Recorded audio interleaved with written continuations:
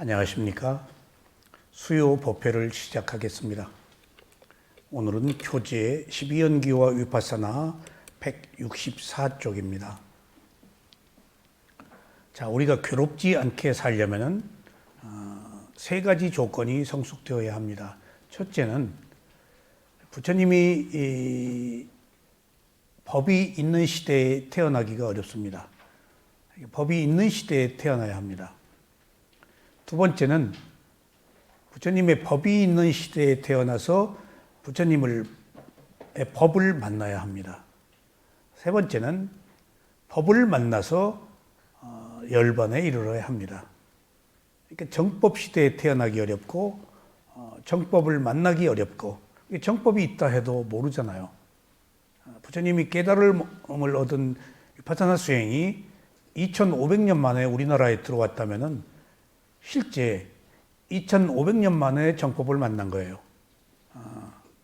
그러니까 물론 우리들에게 부처님의 가르침이 들어왔지만은 선정의 단계에서 좋은 천상에 태어나는 것, 그 수준에 머물렀지 지혜를 얻어서 깨달음을 얻는 것들은 위파사나가 아니면 모르기 때문에 우리가 알 수가 없었던 영역입니다.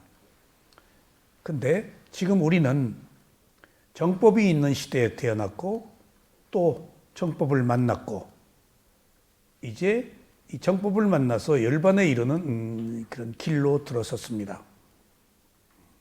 근데 괴로움이 없는 행복을 얻으려면은 이 세 가지 조건을 충족시켜야 하는데 이 세 가지 조건이라는 게 바로 고진멸도 사성제 도성제인 팔정도입니다.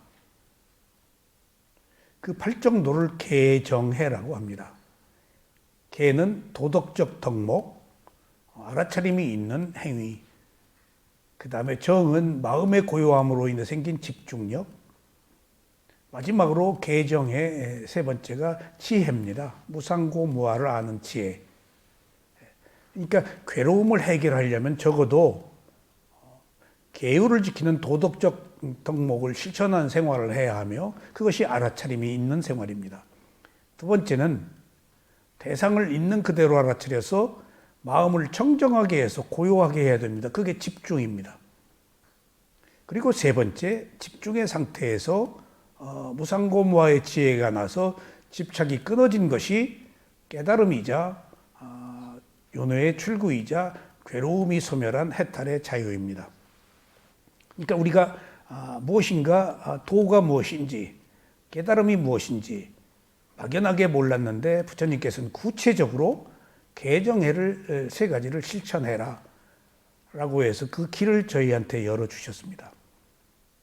그래서 지금까지는 계라는 그 어떤 본성, 습성, 도덕적 덕목, 알아차림으로 한 인간의 습성, 본성을 청정하게 하는 계율의 필요성을 말씀드렸고 어떻게 하면 계율을 지키는가에 대해서 공부를 했고 두 번째는 계율이 지켜짐으로 인해서 마음이 청정해지면 집중력이 생긴다 해서 계정까지 했습니다. 그 어떤 정이냐의 상태에 따라서 세 번째 이제 해가 나옵니다. 계정에. 그 해는 지금 여러 가지가 있는데 그 중에 견해 청정을 해라고 합니다. 그러니까 계율을 지키고 마음이 고요해지면은 이제 비로소 보지 못하는 것들, 고정관념이 아닌 있는 그대로의 진실, 바른 견해가 생깁니다. 그래서 세 번째는 오늘 견해의 청정입니다.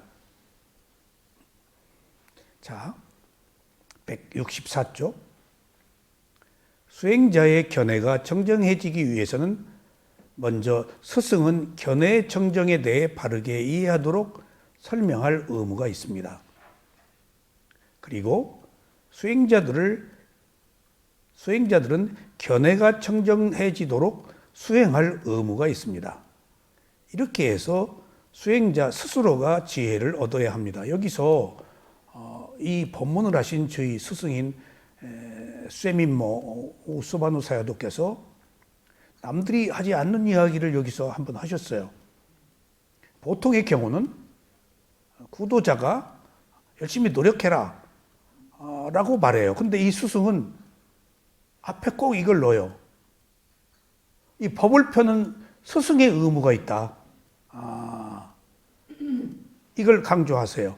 그러니까 그 바르게 법을 펴고 스승의 역할을 해줘야 된다. 이게 스승 없으면 못 가는 거니까. 그리고 스승이 바른 법을 펴야 된다는 의무가 있고 수행자는 자기 청정을 위한 의무가 있다. 두 가지 의무가 이루어져야 된다. 하는 얘기를 제가 여러 가지 그 스승들을 많이 만났는데 이분한테 스승의 의무에 대해 처음 들었어요. 제가 그 이분한테 12연기 법문을 배우고 이제 그 가까이 지내면서 미얀마에 가면 꼭 찾아뵙는데 어느 경우에는 스승이 나를 앉으라고 그러고 나한테 삼배를 해요. 예. 그리고 나서 자기가 앉고 또 삼배하라고 그래요. 그게 이제 컨페션 참여할 때 그런 의식들이 있거든요. 스승과 제자가 동등하게. 근데 12연기 10데이 코스 법문을 마치고 그때도 처음 들었어요. 제가 10일 동안 여러분들을 충분히 이해시키지 못하고 제 능력 밖의 것을 말함으로써 여러분들에게 합당한 그 의문을 풀어주지 못한 것에 대해서 심히 사죄한다. 이해해 주시겠냐? 그렇게 물어요. 그래서 yes, yes, yes sir. 그러더니 또 뭐라 그러는가 하면은 여러분들이 10일 동안 바르게 수행도 했고 바르지 않은 부분도 많았다. 나도 여러분들을 이해한다. 라고 말씀하시더라고요. 거기서 그 상호적인 어떤 그 교감을 굉장히 아름다웠어요. 그리고 이제 제가 미얀마의 수행처가 한 곳에서만 한 게 아니고 이제 다른 곳에 가서 수행을 했는데 안거가 끝나고 다른 비구들이 제 방으로 몰려왔어요.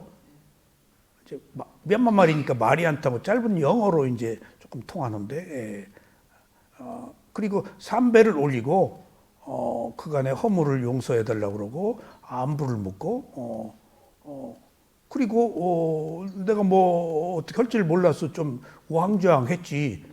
내 방에 방문을 해서. 그리고 나서 내가 물어봤어요. 그랬더니 우리 명절에 어른 찾아가서 인사드리듯이 안거가 끝나면은 선배들한테 가서 다 인사를 한대요. 그렇게. 그 상호 이제 헤어져야 되니까 그간에 있었던 일들. 그래서 참 아름답구나. 그러니까 그 같은 그 사원 내에 있었던 그 스승들도 찾아 배울 분더러 그렇지 찾아 배워야 될 만한 분도 안거 끝났다고 해서 인사를 드린대요. 그래서 이 스승과 색다른 제가 교감을 했어요.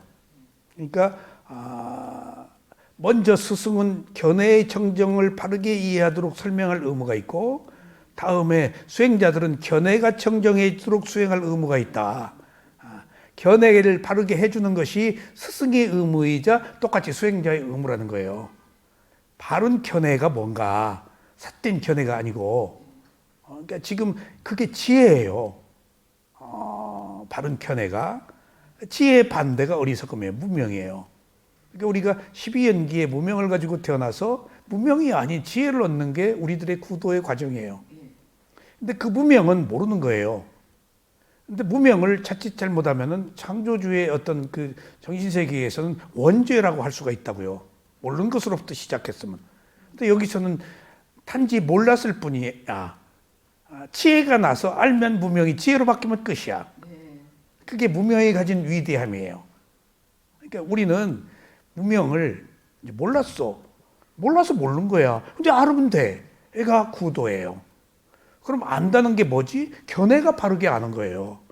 바르지 못한 견해가 바른 견해로.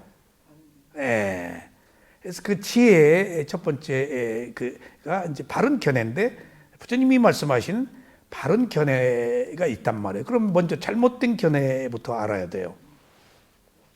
바른 견해를 알기 위해서 잘못된 견해를 알아야 되는데 잘못된 견해가 세 가지가 있습니다.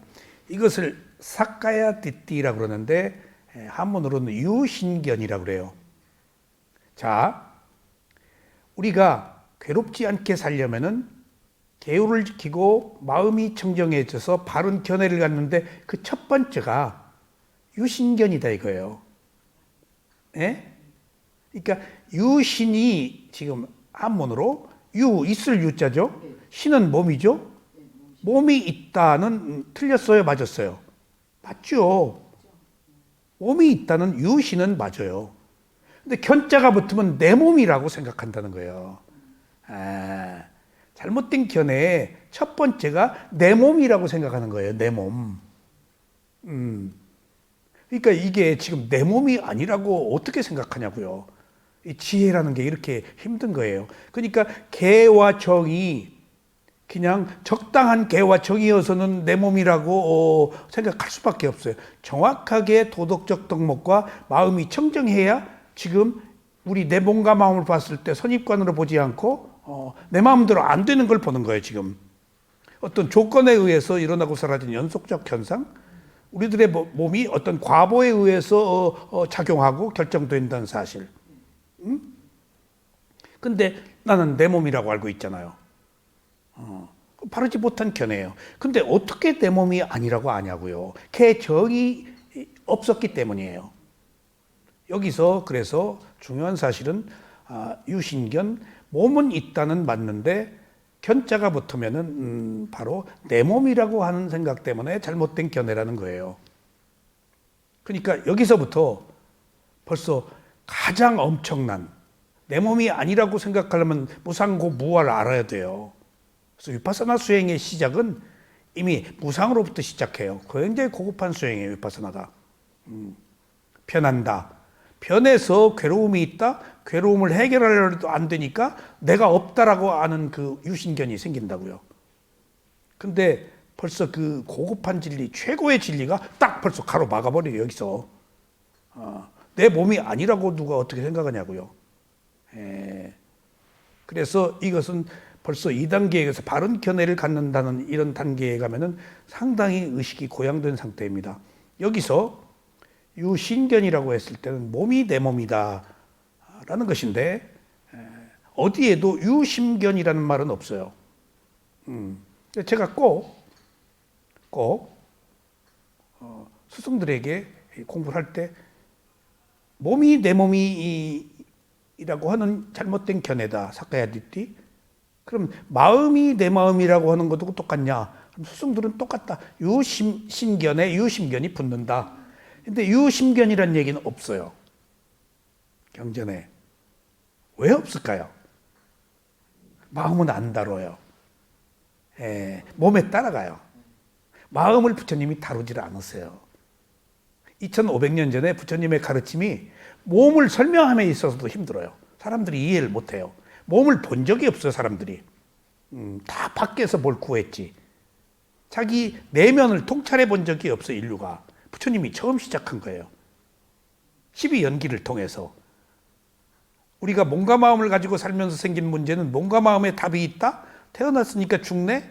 그래서 왜 태어났는가? 업을 생성했으니까. 그래서 역관으로 마지막에 무명? 더 갈 데가 없어, 모른다. 그래서 또 모르는 것으로 시작해서 무명을 원인으로 행이 있다? 행을 원인으로 식이 있다? 역관과 순관을 오르락내리락 해보니까 24연기인데 그게 한 인간의 몸과 마음이에요. 여지껏 몸과 마음이 아닌 다른 데서 다 구했어요, 인류에. 누구나. 어떤 지적 사유, 어떤 하늘의 어떤 초월적 존재, 조상의 누구에게 밖에서 다 구했다고요. 영원히 밖에서는 답이 없어요. 경계에서는 답이 없어요. 자기 감각기관, 내관, 자기 내관의 지혜를 통해서밖에 답이 없어요. 이미 한 번 생긴 일은 수습할 수가 없어요. 그것을 이해하는 게 수습이에요. 이미 원인이 있어 생긴 결과는 만들어진 건데 어떻게 바꿔요? 못 바꿔요. 그것을 왜 그렇게 됐는가라고 사물의 이치로 보아서 내가 통과해버리는 게 해결이지, 어떻게 내가 한국에 태어나기 않기를 바라, 어머니 아버지의 태어나기 않기를 바라, 이미 지난 걸 내가 어떻게 되돌리냐고, 형성된 걸. 그러니까 지금 바른 견해라는 것이 그것들이 어떤 이치로 어떤 현상으로 여기까지 왔는가를 알면은 새로운 원인을 만들면 답이 나오죠. 여지껏 몰라서 그렇게 했다면은, 그러니까 바른 견해를 갖는 것이 무명에서 지혜로 넘어오는데, 첫 번째가 유신견이다. 내 몸과 마음이다. 근데 내 몸과 마음에 유심견, 마음도 나의 마음이 아니다. 유심은 있지. 근데 유심견이 있으면 내 마음이다라고 하는 것은 잘못된 것이다. 내 마음대로 안 된다고요, 몸도. 마음도 내 마음대로 안 된다. 그 얘기예요, 지금. 내가 있으면 적어도 내 마음대로 돼야 돼요. 감기 나가라 하면 나가야 돼요. 숨 쉬어라 계속 죽지 말고 하면, 내가 있다고 하면 적어도 내 몸을 내가 컨트롤할 수 있어야 되지만, 어떤 조건에 의해서, 업에 의해서, 어떤 현상계 질서에 의해서 정해진 수명까지 살아야 돼. 그러니까 의외로 내가 할 수 있는 것들이 없어요. 어떤 흐름에 어떤 그 구속을 받지. 이미 보이지 않는 어떤 흐름의 구속만 있어요. 그거 업의 과보예요. 그래서 바른 견해라는 것이 내 몸이 라고 하는 견해, 근데 내 마음이라고 하는 견해도 똑같다. 그래서 몸과 마음은 같은데 부처님이 마음의 부분은 비물질이고 철학적이고 추론적이기 때문에 잘 다루지 않았다 라고 그렇게 이해를 하십시오. 그러니까 부처님의 가르침을 정확하게 부처님의 가르침 그것으로 드러나진 않아요. 지혜의 문제이기 때문에 어느 수준의 지혜가 있느냐에 따라서 그걸 받아들일 수 있는 한계치가 있기 때문에 부처님이 아무리 얘기해도 우린 접근 못해요. 내 수준으로 받아들여요. 계속 제가 12연기를 공부하면서 또 내 수준이 조금씩 열리어서 부처님의 가르침에 조금 접근할 뿐이에요. 모르던 게 조금 알아져요. 그리고 말로만 하던 것이 진짜로 알게 되고, 이미 문장으로 나와 있는 거니까 저도 얘기한다고요. 근데 참된 뜻을 뛰어넘어서 관념적으로 말하는 게 언젠간 이게 진짜네, 예, 라는 것들을 조금씩 접근해요. 그 켜켜이 쌓인 그 지혜의 의식의 층은 헤아릴 수가 없이 봤어. 얼마나 오랫동안 고정관념을 쌓았냐고요, 우리가. 계속해서 그 벽을 하루 이틀에 허무는 게 쉽냐고요.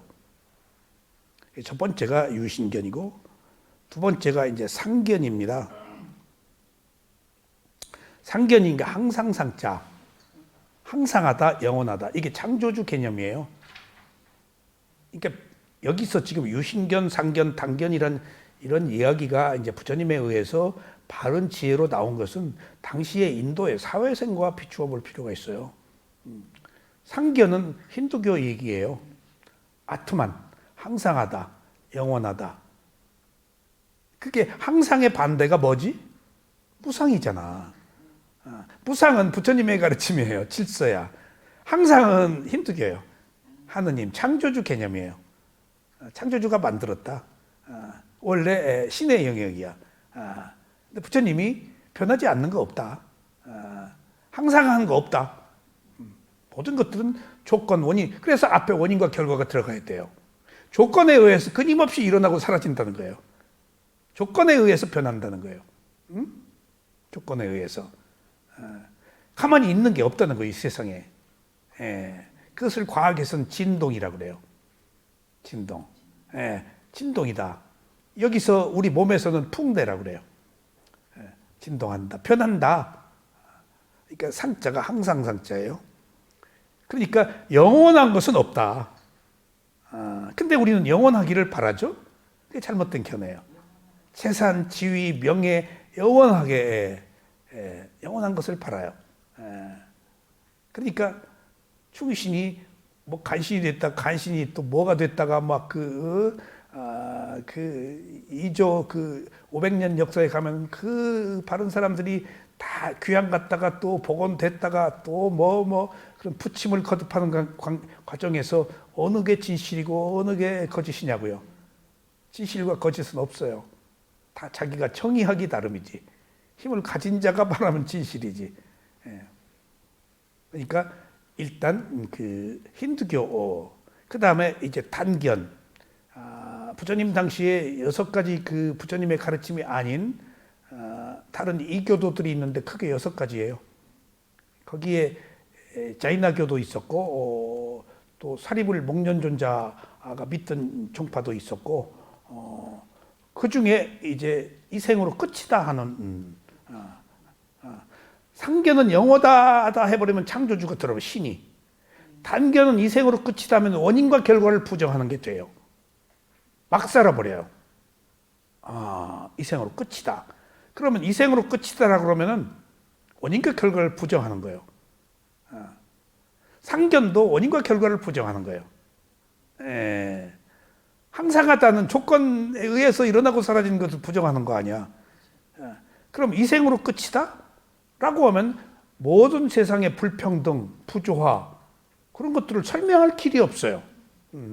다 어떤 조건들, 원인에 의해서 끊임없이 흐르는 연속적 현상만 있는 과정에서 조건이다. 그래서 3가지 견해를 잘못된 견해라고 말하고 이것을 유신견, 상견, 단견인데, 지금 바른 견해는 몸과 마음이 나의 것이 아니고 단지 조건에 의한 것이다. 그리고 상견도 단견도 다 잘못되고 원인과 결과, 조건에 의한 것이다. 그래서 원인과 결과가 그렇게 중요해요. 원인과 결과라는 12연기의 지혜가 전제가 되지 않으면 다음 단계 위파사나로 못 넘어가요. 여기서 의문이 풀어져야 돼요. 이 3가지 바른 견해를 성숙시키는 지혜가 원인과 결과예요. 원인과 결과예요. 그 원인은 너무 많습니다. 자, 그러면은 이제 첫 번째 유신견이라는 잘못된 견해를 제거하기 위해서는 빠ඤ්ඤ띠라는 개념과 파라마타라는 실제에 대한 분명한 이해가 있어야 합니다. 개념과 실제라는 이 2가지의 차이를 알아야 비로소 잘못된 견해를 제거할 수 있습니다. 여러분들, 개념이 컨셉이에요. 방편 설정이에요. 이럴 것이다, 이렇다고 하자라고 정해놓은 거예요. 몸, 이것을 몸이라고 하자. 마음, 이것을 마음이라고 하자. 방편적 설정이에요. 그게 진실은 아니에요. 그럼 뭐가 개념은? 관념이에요. 뭐가 어떻다라는 관념, 고정관념. 어떤 사회의 고정관념, 인류의 고정관념, 국가의 고정관념, 어떤 편의상 만들어 놓은 어떤 제도적 관념들, 오랫동안 경험한 것들을 우리가 결론을 내리고 뭐가 어떻다라고 하면 상처받을 때 똥 싼 놈이 돼버리고 양귀비하면 미인이 돼버리고 그러니까 그런 것들은 있는 그대로의 진실이 아닌 우리들이 편의상 설정한 거예요. 그걸 관념이라고 그래요. 자, 보세요. 우리가 살고 있는 것은 다 관념이에요. 남자, 여자 관념이에요. 늙었다, 젊었다 관념이에요. 크다, 작다 관념이에요. 뭐에 비해서 커요? 뭐에 비해서 작아요? 키도 크다, 작다? 그 땅에서부터 재니까 키가 크지, 하늘에서 재면 작은 사람이 큰 거예요. 예를 들면은, 그러니까 다 방편적 설정, 컨셉, 개념으로 이 사회가 어떤 어떤 사회 규칙이 있을 거 아니에요. 그거 전부 개념입니다. 개념이에요. 어떻게 뭔가를 운영하기 위한 그것을 빠ඤ්ඤ띠라고 그래요. 그걸 관념이라고 그래요. 이 불교가 빠ඤ්ඤ띠에서 파라마타로 넘어가는 관념은 세속적 진실이에요. 파라마타라고 하는 것은 실제 리얼리티는 출세간의 진리예요.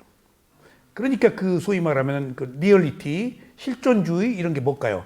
전에는 신이 지배하는 세상에는 왕이 생사 여탈권을 가지고 있었고, 마녀 사냥이 가능했고, 어떤 절대적 존재라는 것에 모든 세상을 지배했잖아요.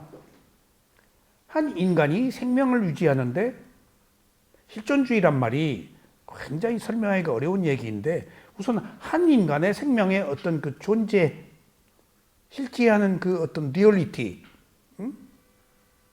그것을 예를 들자면 지금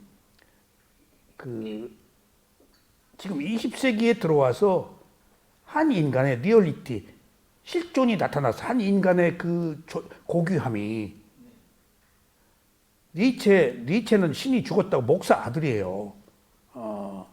그러니까 거기서 절대적인 그 세계에서 한 인간의 실제하는 리얼리티, 현실적인 것들, 관념이 아닌, 컨셉이 아닌 리얼리티, 사실들, 진실들, 그것들이 발견되면서 인권도 이제 더불어 중요성이 느껴졌겠죠. 까뮤는 이방인에서 자기 그 어머니가 죽었는데 마라하고 통침을 하죠, 어머니. 그러니까 나중에 재판정에서 저 사람 어머니 죽었는데 마라하고 통침했다. 근데 한 생명이 죽으면은 성적 본능이 일어날 수 있어요. 죽으면은 자기 그 생존에 대한 반대급부로. 그러니까 비치에서 아랍인을 쏴서 죽였어요. 그리고 이제 그 재판정에서 그런 얘기를 해요. 까뮤가 이제 그 리얼리티, 실존주의 얘기를 하는 거예요. 왜 죽였냐? 나 눈부셔서 죽였다고 그래요. 눈부셔서. 그게 실제일 수 있어요. 어느 순간에, 어느 조건에. 예. 눈부셔서 죽였을 수도 있어. 화가 팍 난 거야. 뭐 어쨌거나. 그러니까 전혀 우리가 논리적으로 설명할 수 없는 부분들이 한 인간의 리얼리티, 실제하는 것들, 그런 것들. 피카소가 이상한 그림 그렸다 이거 아니에요. 그렇게 자기 눈에 보인다는 거예요. 그게 지금. 그렇게 보인다는 거예요. 있는 그대로 그리고 아름답게 그리고 뭐 점으로 그리고 그냥 여기저기부터 그렇게 그 형이하학적으로 보인다는 거예요. 그게 한 인간의 내면의 혼잡과 분열 그런 것들을 드러내 보이는 거예요. 그러니까 그런 의미에서 그런 것들이 리얼리티, 실제예요. 그러니까 16세기에 불란서에 실존주의자가 뭐 출연을 했었다라는 기록이 있는데 난 말만 들었어요. 근데 워낙 중세의 암흑 시대의 절대적인 그 신의 세계였기 때문에 별로 그 뿌리를 못 내렸는가 봐. 이게 20세기 들어서니까 이제 인지 능력이 이제 개발된 거예요, 이제 인간들이. 예. 그러니까 실존주의가 나온 거예요. 그래가지고 그 유명한 사람 그 부부가 결혼 안 하고 동거하고 그랬잖아요.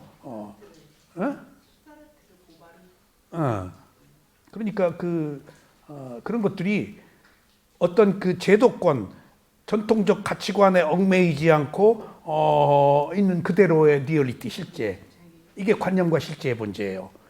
이게 불교에서 제일 이해하기 어려운 거예요. 지금 여기서 바른 견해는 실제예요, 파라마타. 그러니까 이걸 몸이라고 안 하잖아요, 지금. 몸이라고 하면서 여기서 몸을 뭐로 봐? 파라마타로 봐라. 파라마타가 뭐야? 몸은 몸이라고 부른 관념이야. 누가 몸이라고 했었다. 예. 근데 실제, 몸의 실제는 뭐야? 단단하다, 부드럽다, 뜨겁다, 차갑다, 무겁다, 가볍다, 움직인다요. 지수화풍 4대예요. 그러니까 몸이라는 것은 어떤 존재인데 몸을 구성하고 있는 구성 요소인 거야, 4대는. 몸이 없어져 버려요, 4대로 가면은. 몸이라고 할 때는 관념이야. 그러니까 이름이 관념이라는 거예요. 명칭이. 남자, 여자가 늙었다, 젊었다가. 부처님의 입장에서 보면은 그냥 거기 하나의 현상만 있었단 말이에요, 그게. 남자다, 여자다도, 예쁘다, 밉다도. 그러니까 우리가 미얀마에서 한국 사람이 인터뷰를 할 때 가슴에 큰 덩어리가 있습니다. 그러니까 스승이 뭐에 비해서 크냐? 내놔봐라도. 뭐에 비해서 크냐? 그리고 큰 덩어리 내놔봐라. 덩어리가 어딨냐? 그럼 지수화풍 4대로면 크다. 여기 단단하다. 무겁다. 하는 것이 있는데 우리는 큰 덩어리라고 관념으로 말하는 거예요. 여기 단단함, 무거움이 있다라고 하면은 느낌일 뿐이야. 근데 큰 덩어리라 그러면 내가 만들어 놓아서 그걸 유지하고 있어요. 나는 큰 덩어리가 있다. 마음에 의해서, 관념으로. 그러니까 고향이 어디야? 어느 학교 나왔어? 직업이 뭐야? 강남에 살아? 강북에 살아가 전부 관념이 아니고 뭐냐고요. 뭐에 비해서 크고 뭐에 비해서 작냐고 그래요. 스승이. 뭐에 비해서 크냐? 단단함과 부드러움이 있을 뿐이야. 근데 우리는 큰 덩어리다 라고 관념으로 말할 때는 리미터 표상을 만들어서 없는 것을 내가 키워서 지니고 있는 거예요. 지금 고정관념이. 그게 그 트라우마라는 것도 그런 거예요. 제가 요새 무슨 일이 있어서 조금 그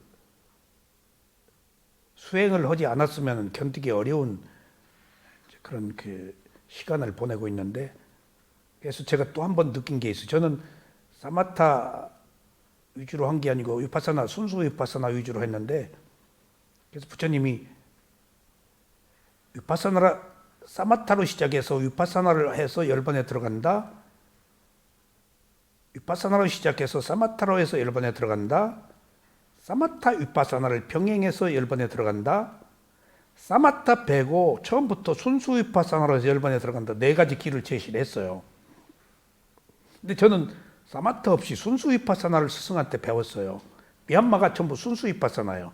마하시사야도 방식이. 근데 요새 저 사마타 해요. 어떻게? 힘들으니까 견디기가 어려워요. 그러면은 무조건 호흡만 잡아요. 꿈속에서도 호흡을 잡아요. 물론 깨어서 잡아요. 그 길밖에 없어요. 생각 끊는 길밖에 없어요. 생각해야 소용이 없어요. 딱 호흡 겨냥해서 일단 생각 못 들어오게 하는 길밖에, 내가 살려면 그러면 조금 잠을 자요. 생각하면 못 자요. 내가 살기 위해서 그냥 호흡 딱 붙여서 그냥 밀착시켜 버리는 거예요. 그러면은 한순간이라도 좀 견딜 수 있어요. 그러다가 좀 릴렉스 이완되고. 그러니까 이 수행을 안 했으면은 얼마나 힘들었을까라는 생각을 했을 뿐더러, 또 한 가지, 한 인생에 몇 번의 굴절이 있잖아요. 저는 몇 번의 굴절을 겪었어요. 대학교 다닐 때 누님이, 결혼 안 한 누님이 동생들 다 가르치고 독신으로 약국을 하면서 이제 유방암에 걸려서 제가 제대하고 복학한 뒤에, 그래서 쌀빛을 얻어서 누님, 그때 쌀빛 30가만이 얻었던가, 그래서 누님 유방 싹 수술 시키고 어떻게 핏을 얻을 수가 있어서 누님 모르게 다 했어요.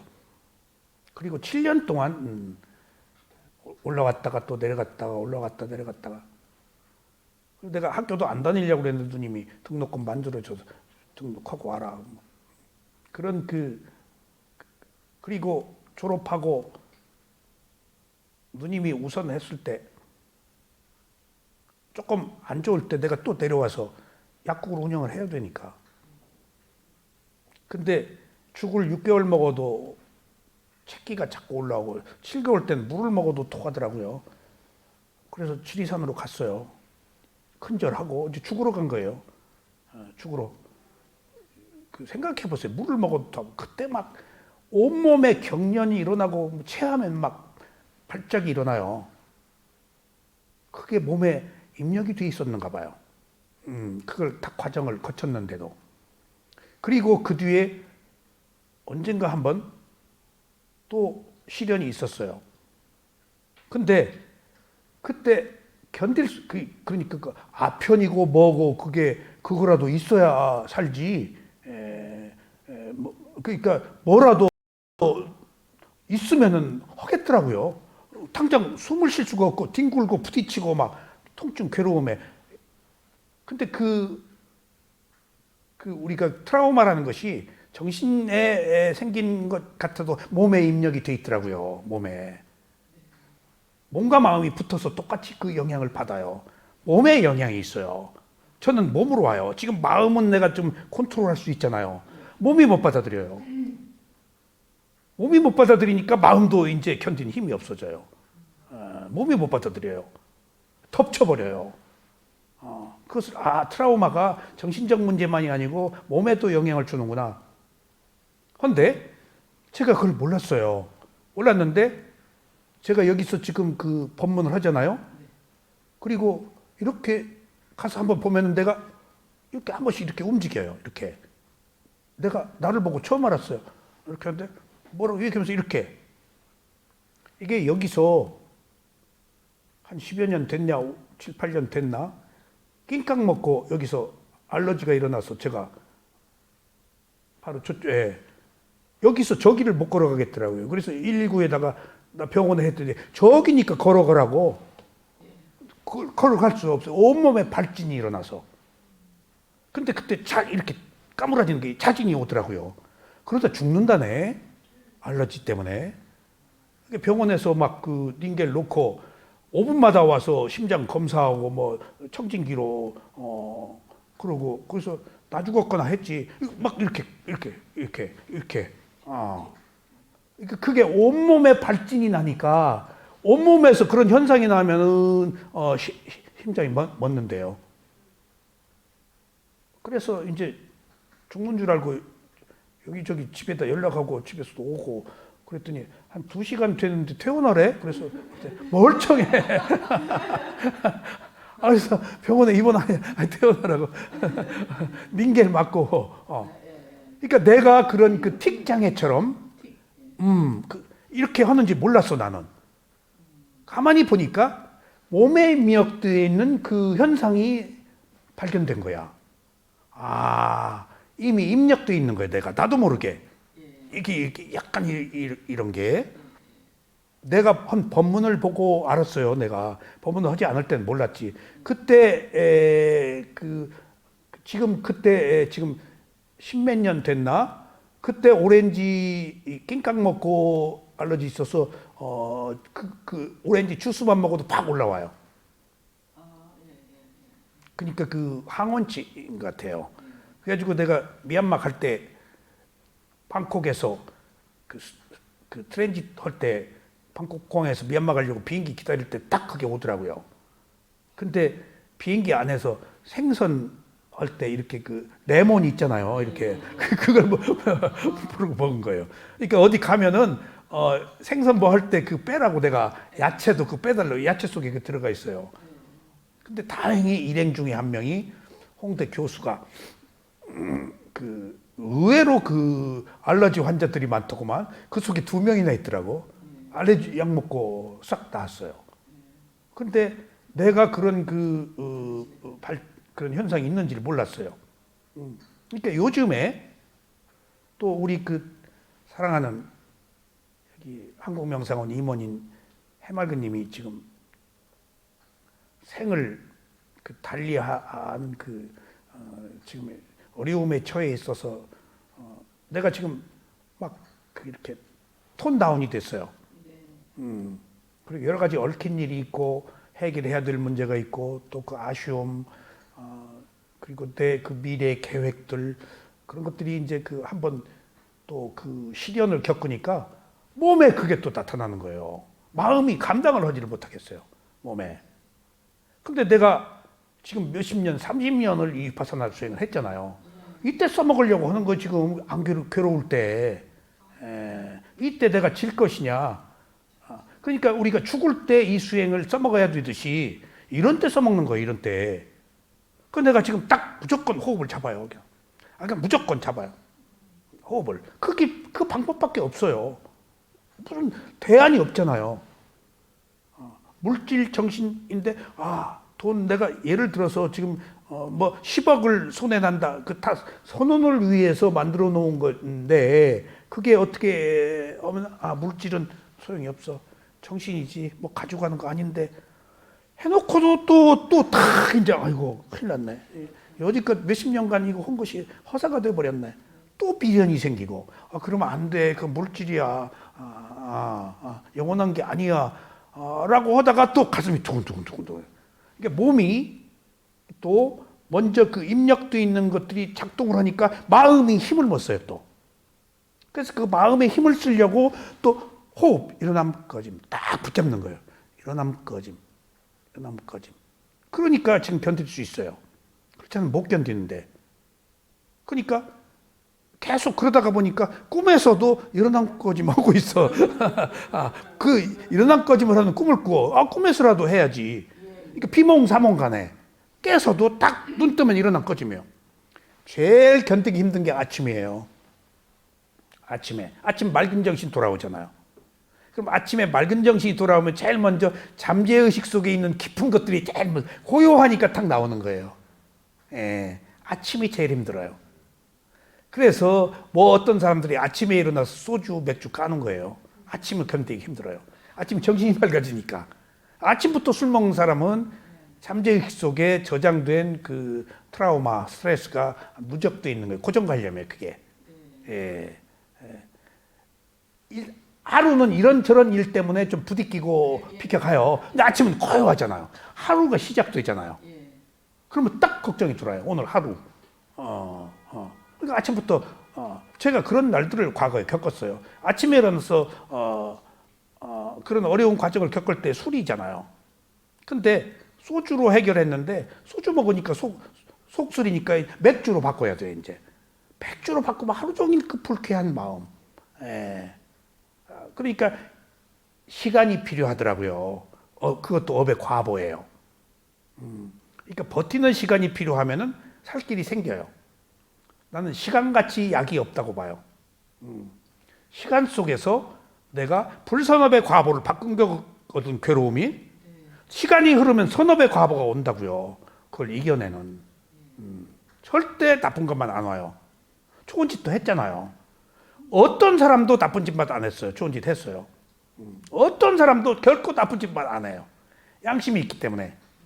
도덕적 양심, 수치심이 있기 때문에. 근데 어느 조건에 어떤 과보로 나쁜 짓 했어. 또 어느 조건에 어느 상황에서 좋은 짓도 했어. 기다리면은 좋은 과보가 와요. 죽지만 말고. 그러니까 지금 진행되는 과정에서 마침표를 찍고 결론을 내리지 말아야 돼요. 그게 무상이에요. 항상 하는 게 하나가 없어요. 무상 속에 흐름에 물결에 타면은 좋고 싫은 게 없어져 버리고 일어나고서 하는 연속적 현상만 있어요. 이게 최고의 지혜예요. 우선 급하면 호흡 붙잡고 그것밖에 없어요. 편해요. 똑같지 않아요. 예. 그래서 여기서 잘못된 견해, 유심견, 내 몸과 마음이 아니고 마음도 내 몸과 마음이 아니다. 항상 하는 것도 없다. 그 다음에 이생으로 끝이다도 없다는데 그것을 구체적으로 유심견을 제거하기 위해서는 관념으로 보면 유심견을 못 벗어나요. 내 몸이라는 것. 근데 치수화풍 4대로 보면 하나의 현상으로 보면 분리해서 하나의 단말로 보면 있는 그대로 보면은 그 리얼리티가 있어요. 내 자식, 내 새끼, 내 남편은 관념이잖아요. 근데 하나 현상으로 보면 그건 일어났다 사라지는 현상, 물질, 정신과 마음일 뿐이야. 그래서 이 관념과 실제라는 것이 빠냐띠와 빠라마타라고 그러는데 이 세상에 빠냐띠, 관념은 세속의 질서예요. 다 어떤 역사다, 전통이다, 옳다 그러다 하는 것이 지금 우리는 안중근이 지금 대한민국의 열사지만 일본에서는 일본 사람 죽인 그 살인범이에요. 예.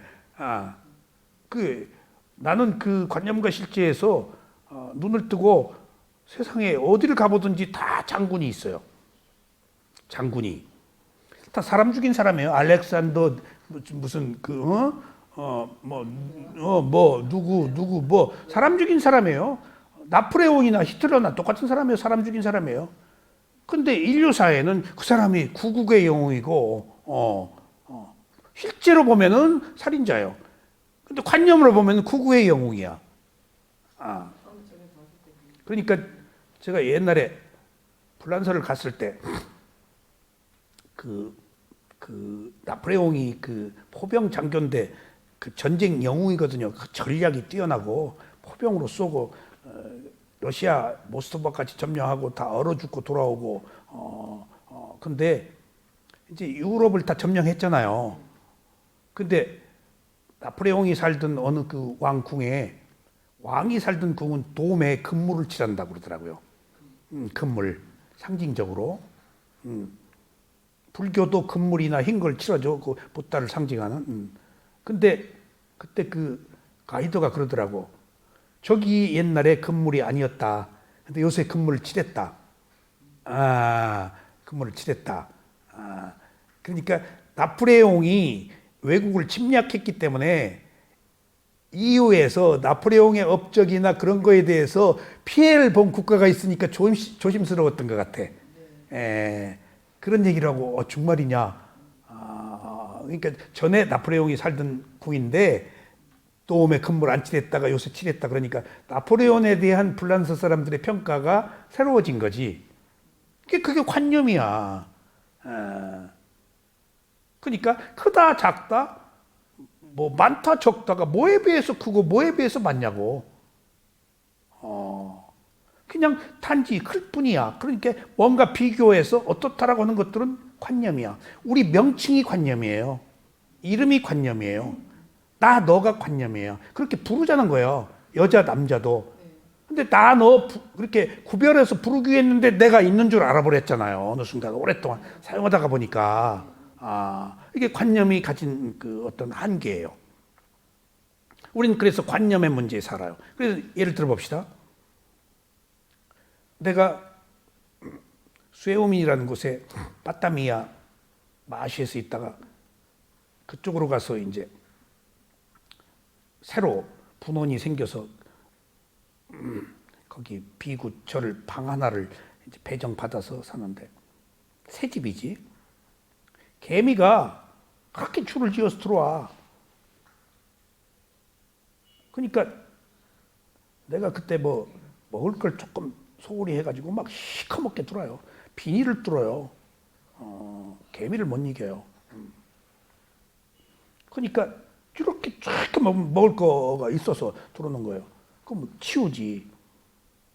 근데 그 개미가 계속 들어오길래 아니 내 방 그러니까 이제 못 들어오게 내가 물파스로 이렇게 거기를 이렇게 해놔요. 그러면 이제 못 들어오고 비켜가. 개미와의 전쟁이 굉장히 심각해. 저기 그 도마뱀은 거미 도마뱀은 안 죽여요. 모기를 잡아먹기 때문에. 그래서 거미줄을 안 쳐요, 그 사람들. 그냥 놔둬요. 도마뱀은 다 모기 잡아먹어요. 그래서 도마뱀 안 죽여요. 그러니까 개미, 모기 이런 건 해충해. 그래서 화를 벌컥 냈어, 내가. 아니 내 방에 지금 네가 왜 들어와가지고 내 방에 이 비구 우조띠까 방에 네가 지금 왜 들어와? 그리고 그 얘기를 화를 버럭 내고 가만히 있자. 개미에게 이 방이 우조띠까 방이라는 것이 지금 관념이지 실제야. 어디고 있으면 개미는 먹을 것 자숙하지?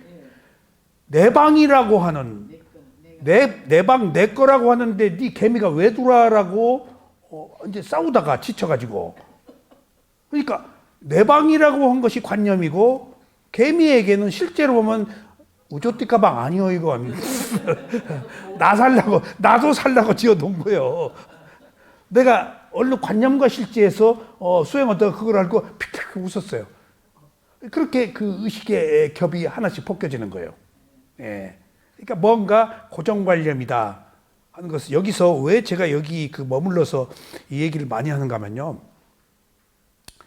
파라마타라는 것이 부처님의 가르침의 최상의 진리예요. 관념과 실제에서 그 실제가 뭔가 그 실존주의로부터 우리는 가볍게 이해해야 돼요.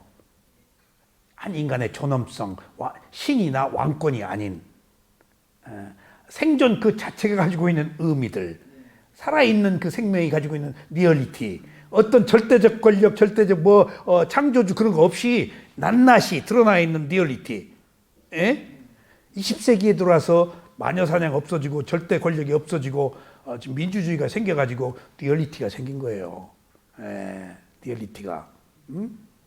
그러니까 때가 된 거야 이제 이렇게. 근데 이미 부처님은 2500년 전에 20세기에 서구 과학 문명이 만들어낸 리얼리티 실제로 2500년에 부처님은 깨달음에서 이 길로 오라고 설명한 거예요. 그러니까 보세요. 과학과 불교가 똑같다? 천만에요. 거대한 부처님의 가르침함에 과학은 한 부분이에요. 왜? 아직도 과학은 마음을 분석 못하잖아요. 물질은 분석하죠. 근데 지금 중요한 사실은 물질이 아닌 마음이에요. 지금 마음이 과학에서 어떻게 해. 근데 요즘에 20세기 와가지고 서구 의학이 불교하고 만났어요. 그래가지고 좌뇌 우뇌 뭐 막 만들어지고 그 메디테이션 나오고 그 이렇게 그 불교 명상에 대한 그 어떤 정신 세계에 대해서 탐구가 되는 거예요. 그 프로이드, 융이 막 나와가지고 그 불교는 이미 5천 전에 내가 아니다. 마음에 대해서 다 얘기했단 말이에요. 그러니까 다 얘기했는데도 어려워서 부처님이 유심견이라고 하는 거, 유신견이라고 한 거예요. 마음은 사람들이 이해를 못하니까. 몸도 이해 못하는데. 왜 감기 걸렸는지 감기 바이러스도 규명을 못하고 있는데 그런 것처럼 우리가 뭘 아냐고요. 모르는 걸 알 뿐이지. 그래서 여기서 관념과 실제가 굉장히 중요한 것이다 라는 것을 이제 여기서 꼭 이해하시고 제가 이거 풀어 설명할게요. 그래서 내가 미얀마에 와서 어떤 형식, 누가 어째서 어쨌다, 뭐 뉴스, 뭐 어떤 역사적 현실 전부 관념이에요. 남의 얘기 전부 관념이에요. 있는 그대로 진실은 전혀 달라요. 그러니까 내가 이제 제가 우리 집사람들한테 애들한테 이 수행을 권하지 않아요. 왜인가 하면은 권해서 안 하면 화를 낼 수 있으니까. 그러니까 자연스럽게 관심을 가지면은 하도록 두지. 그러니까 어떤 문제가 생기면은 저희 집에서 싹디 그래. 그래서 이 사람 싹디를 어떻게 알아? 얘기 안 했는데. 근데 어느 날 저희 딸이 셋인데 말다툼을 하면서 저희들끼리 하는 얘기를 들었어. 큰딸이 셋째 딸 보고 너 그거 관념이야. 그러고 있어? 어디서 많이 듣던 얘기야. 근데 셋째 딸이 언니는 그럼 실제야? 내 속으로 내 그 말을 했는가 봐. 관념과 실제에 대해서 어떤 형식적 논리, 무엇이 어쨌든 가정은 전부 관념이에요. 있는 그대로가 얼마나 위대한 건가. 부처님이 있는 그대로 여실직연 있는 그대로 본다. 선입관 없이 본다. 우린 전부 선입관으로 보잖아요. 그래서 정신세계에서는 개인주의도 나쁜 것일 뿐더러 민족주의가 가장 나쁜 거예요. 민족주의라는 이름으로 전쟁을 하거든요. 종교들이 그 지도자들이 민족주의를 내세워서 통치 수단으로 삼아요. 콘스탄틴 황제가 로마 황제가 세력이 약했어요. 세력이 힘이 약했어요. 황제 막 그 군사 동원해서 황제 찬타라고 그러잖아요. 자기 어머니가 캐톨릭이었어요. 그래서 캐톨릭 세력을 엎고 황제가 됐어요. 그래서 베드로 사원이나 그 로만 캐톨릭이 그 로마에서 저렇게 융성한 그 종교 문화를 만드는 거예요. 그 왕이 그 자기 어머니가 그 캐톨릭이었어요. 그 힘으로 군대 동원해가지고 집권을 했다고요. 그러니까 어느 의미로 권력의 수단이에요. 말잘 것은 종교, 통치, 그리고 우리가 남이가 하면은 막 오잖아. 다 이용되고 있는 거예요. 매스 미디어가 이게 전부 그것들이 전부 관념이야. 한 인간 그대로에 있는 그대로 실제에서는 지금 그러니까 어느 면으로 세상이 말하고 있는 정의가 아니에요. 세상의 정의지. 세상의 정의는 누구 정의야? 자기 정의예요. 자기 정의예요. 그것들을 호도하고 편취하고 도모할 뿐이지. 그러니까 전부 그게 관념의 세계에서 일어나는 건데 거긴 깨달음이 없어요. 불목과 다툼과 시기만 있지. 실제로 보면은 이제 있는 그대로 보니까 다툴 것도 없어. 나라고 할 것도 없고 너라고 할 것도 없고 하나의 원인과 결과에 대한 현상만 있어. 그래서 이 관념과 실제 이거 한번 봅시다. 제가 이 관념과 실제에 대해서 굉장히 재미가 없는 말이에요, 이게. 근데 가장 중요한 말이에요. 와닿지도 않아요. 그러니까 우리가 몸을 보고 오른발 왼발 보는 것이 발을 보고 몸을 보는 게 아니고 실제를 보는 거야. 그때 나라는 게 없어지잖아요. 몸이. 그리고 내 몸이라는 거, 내 호흡, 내 발이라는 게 없어지잖아요. 있는 그대로 실제. 해체돼 버리는 거예요. 몸과 마음이. 무상고 무아로 들어가는 거예요. 실제를 봐야. 그게 느낌으로 들어가서 무상고 무아를 보는 것도 느낌이 실제예요. 표상은 뭘까? 이미지네이션, 관념이에요. 무당이 뭐 만들어서 호박 같다, 메주 같다, 양귀비 같다, 다 관념이에요. 뭔가 자기가 만들어낸 거 아니에요. 그게 방편 설정이라 그게. 그리고 그것이 왕에 의해서 절대 권력자에 의해서 보편화되고 되고 사회의 질서가 돼버려요. 그것을 꼭 뛰어넘어야 돼요. 수행자들은. 자, 관념이라고 하는 것을 빤야띠라고 그래요. 모양, 명칭. 빤야띠라는 개념은 사람, 여자, 남자, 아름다움, 추함, 뚱뚱함 등으로 불리는 어떤 형태에 대한 명칭을 말합니다. 명칭. 설정한 거야. 뭐라고? 그러니까 이게 이미 관념으로 설정해놨지? 그럼 무의식 속에 들어와 있지? 그러면요, 우리는 자기가 설정한 관념에 비추어서 다 판단을 내리지 절대 다른 것에 의해서 판단을 안 내려요. 컴퓨터에 내가 뭐라고 저장해 놓지? 꼬리표를 달아놨어. 딱 누르면은 나쁜 놈, 좋은 놈 딱 나와. 상추밭에 똥 싼 놈. 진리가 돼버려. 근데 우리가 그런 고정관념에 의해서 살고 있다는 거예요, 지금. 나다, 너다 하는 것들이 여보, 남편, 남자, 여자. 그러니까 어떤 뭔가를 설명하기 위한 방편인데 그것이 진실로, 사실로 각인되어서 그거에 의해서 판단, 분별을 하고 산다. 그걸 빠빤자라고 그래요. 분별을 일으킨다. 개념이. 어린아이가 태어났을 때 어떤 이름을 지어서 부르는 것도 빤야띠입니다. 이것들은 개념으로 그렇게 부르라고 동의해서 정한 것입니다. 이것을 이렇게 부르라고 정했을 때 우리는 그 이름으로 대상을 알아차리는 것입니다. 이것이 빤야띠라고 하는 것인데 모양, 명칭, 개념, 관념 등의 뜻으로 쓰입니다. 이것을 관념적 진리라고 합니다. 이 관념적 진리를 세속적 진리라고도 해요. 여기서 여러분들 불교의 부처님의 위대함이 하나 숨겨져 있어요. 관념은 신실을 암에 있어서 장애가 되는 것들이지 않겠어요? 그럼 이거 못 보게 해야 돼요. 근데 부처님은 아니다라고 그랬어요. 그것은 진리다라고 그랬어요. 근데 관념적 진리라고 했어요. 예. 왠가 하면은 세속에서 일어나고 있는 현상을 무시할 수가 없는 현실적 문제. 예. 그것을 까부수고 없애고 하면은 혼란이 아니고 투쟁, 전쟁, 그 적대적인 거, 그 평화가 없어. 고요하면서 계율이 없어. 죽여야 돼 무조건. 세간이 없는 출세간은 없는 거예요. 이게 불교. 이게 선악을 부처님이 구별하지 않는 이유는 어느 순간에 선이었고 어느 순간에 악이었어. 어떻게 보느냐에 따라 이쪽에는 선, 저쪽에는 악이야. 누구 입장에서 선악이야? 옳고 그름도 시대에 따라서 달라져. 하나의 현상만 있어.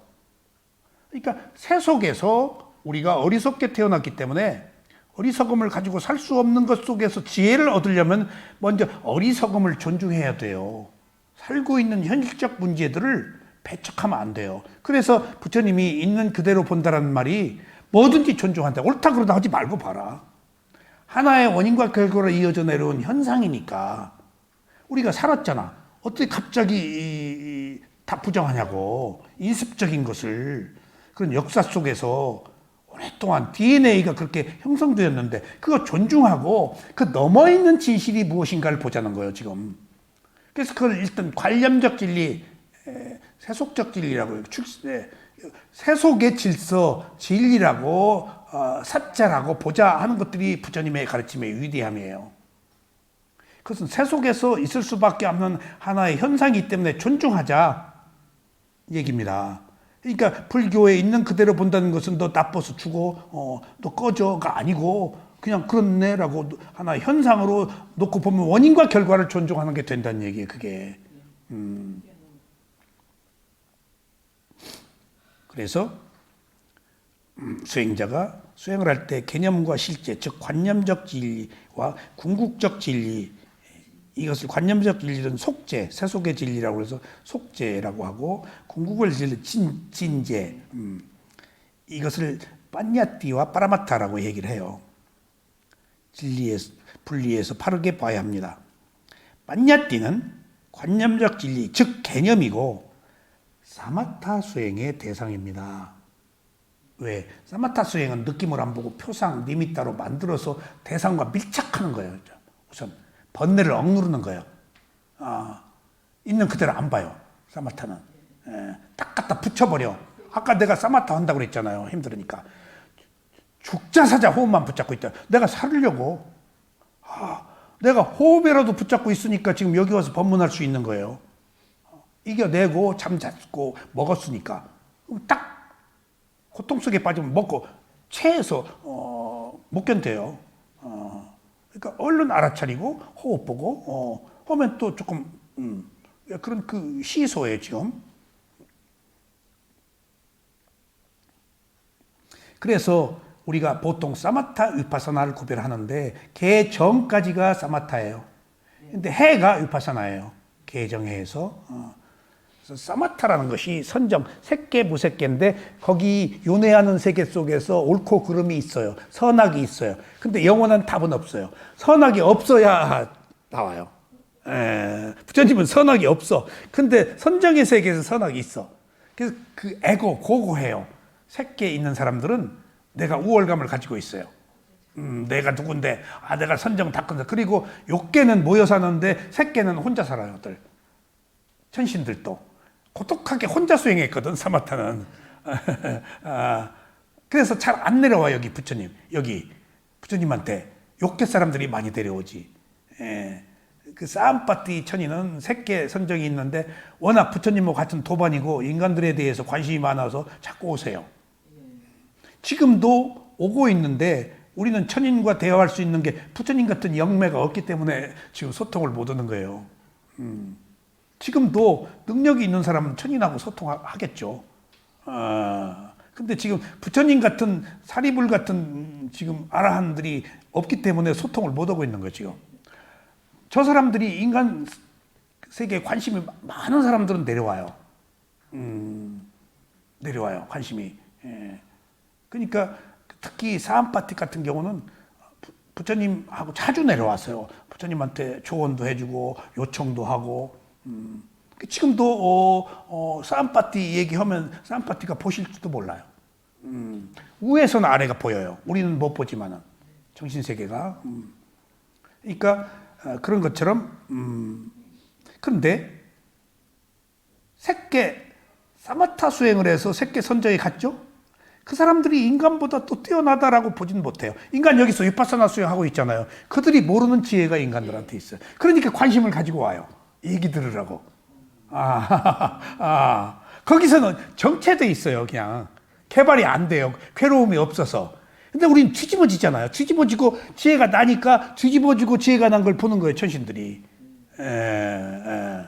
그러니까 근데 천신들이 여기 그 욕계는 오는데 아름답고 모여 사는데 색계는 잘 오지 않는 게 여기 오면 그렇게 그 사악한 에너지들, 냄새, 악취 그런 것 때문에 안 오려고 그러는데 그 자기 그 사마디가 깨진대요. 여기 오면은. 굉장히 경계한대요. 이렇게 고고한 천신은 부처님한테 와서 인사도 안 하고 공중에 서서 질문해요. 조금씩 이제 나중에 내려와서 삼배도 해요. 계속 질문들이 달라요. 그 천신의 수준에 따라서 다 달라. 심지어 부처님이 뭔 얘기를 해요. 그러니까 제자가 이제 예를 들면은 세존이시여, 혹시 그 개똥이 이거 와서 얘기 하신 거 아닙니까? 맞다, 개똥이다. 개똥이가 살아서 하던 이야기를 부처님한테 부처님이 그 얘기를 해주는 거예요. 그러니까 그죠, 어디서 많이 듣네. 개똥이가 살아서 그랬거든. 그 같은 비구. 그 비구가 거기 가서도 궁금하니까 또 와서 질문하는 거예요. 혹시 그 개똥이 아니에요? 그랬더니 그 맞다, 개똥이다. 그러니까 그런 그 천상의 세계 얘기에 그 재밌는 얘기가 어느 비구한테 그 젊은 아주 준수한 비구한테 천상이 너 뭐로 그렇게 수행하냐? 즐겨라, 향락하라 유혹을 해요.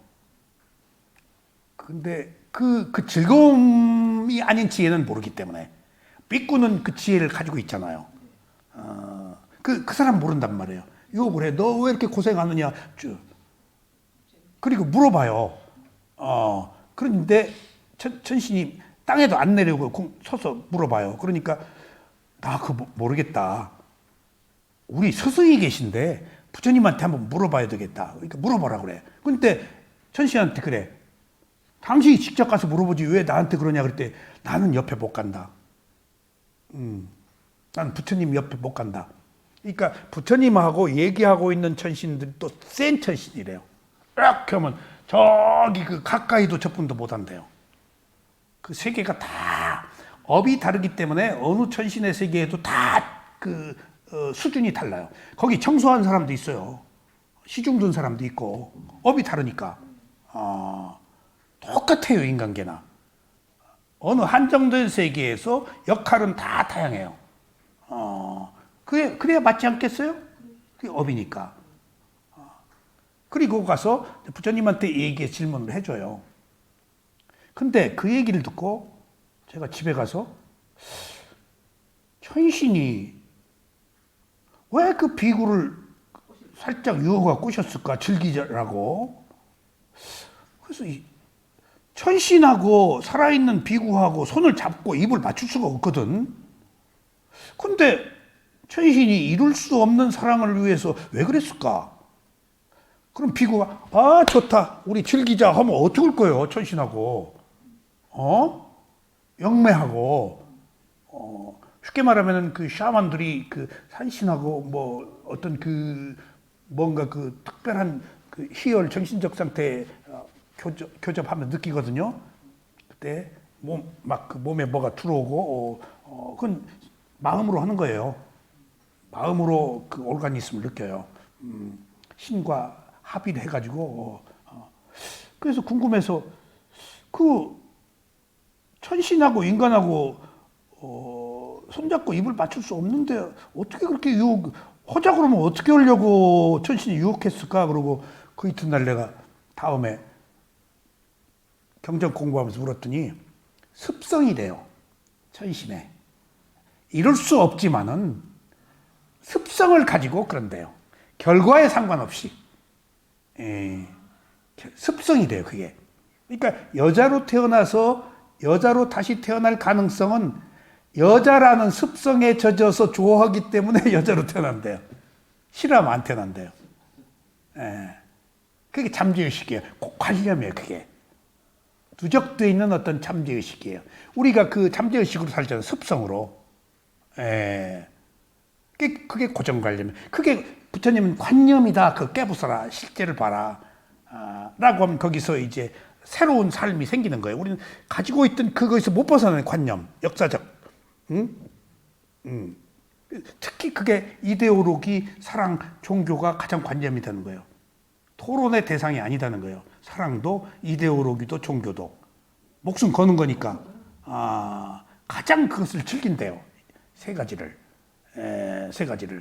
그러니까 사교가 생기는 거예요. 사랑에 어떻게 말려, 불붙어. 말리면은, 나도 그랬어. 말려서 불붙었어. 그냥, 별것도 아닌 거 말리면 그 반발력 때문에. 이 세상이 다 반발력으로 되잖아요. 작용에 대한 반작용으로 연기가 회전해서 윤회하는 것들이 다 어떤 그 소위 반발력으로 지금 흘러가고 있는 거예요. 있는 그대로 보면 거미줄에 걸리지 않는 바람과 같아서 통과해버리니까 반작용이 없다고요. 우리가 이렇게 보고 있는 것들은 새로운 원인을 만들지 않는 거예요. 지금 우리는. 근데 관념을 보면 만든다는 거예요. 실제로 봐야 안 만든다는 거예요. 그러나 파라마타는 궁극적 진리, 즉 실제입니다. 파라마타는 개념이 아니라 존재의 실조로서 위파사나 수행의 대상입니다. 여러분들 위파사나가 왜 깨달음을 얻는 수행, 위파사나가 아니면 안 된다고 하는 이유가, 자 보세요. 위파사나 수행은 반드시 자기 몸과 마음, 감각, 기관을 알아차리는 거예요. 예. 부처님이 최초로 인류사에 몸과 마음을 보는 수행을 찾아냈어요. 12연기에 의해서. 몸과 마음으로 오니까 뭐가 있었다? 느낌이 있었다. 느낌이 실제예요. 느낌이 리얼리티 실제예요. 그건 반드시 몸과 마음에 있어요. 느낌은. 여기 있잖아요. 내가 생존하는 것은 느낌으로 살고 있어요. 6가지 감각기관이 감각 대상에 부딪혀서 아는 마음이 생길 때 느낌이 일어나요. 그러니까 우리는 좋다 싫다 덤덤하다는 3가지 느낌으로 사는데 옳다 그르다 바로 거기서 분별이 일어나는데 느낌의 노예예요. 술, 담배, 돈, 명예, 지위 전부 느낌이에요. 응? 술 먹고 싶어서 술 먹는 거 아니에요. 술 먹었을 때 개념, 알딸딸한 그 기분, 그 느낌 때문에 먹는 거예요. 사랑, 그 괴로운 거예요. 함에도 불구하고 한순간 짱 하는 그것 때문에, 그 느낌 때문에 목숨 거는 거예요, 지금. 한순간의 그 느낌 때문에. 담배, 술, 도박, 마약, 전부. 그 느낌 때문에. 그게 느낌의 노예예요. 그러니까 위파사나가 그 느낌을 알아차리는 수행이라니까?